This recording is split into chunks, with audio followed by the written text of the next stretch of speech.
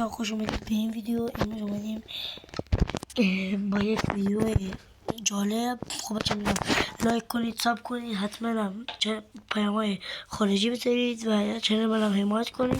خب بچه میخوام امروز یه چیز میگفتن سگ اگه بذاری گوسفند میخوره ولی خوک نمیخوره. الان میخوایم بریم با هم دیگه تستش کنیم. لیتس گو، بزن بریم. خب یه سگ میذاریم اینجا با یه دونه گوسفند. حاجی برگام داره کار میکنه. اگه خوک نخوره دیگه واقعیه. واقعا یعنی هیچ بیمحلی کرد. خب من نگاه کنید، این همه خوک، این همه سگ میذارم، این همه هم خوک میذارم. خب یه دونه گوسفند میذارم. نگاه کنید، یه دونه گوسفند واقعا کار کرد بچه ها. سگا یعنی حلال خورن. خب بچه ها واقعا یعنی تا ویدیو بعدی دوباره تکرار میکنم، یعنی لایک و ساب فراموش نشه.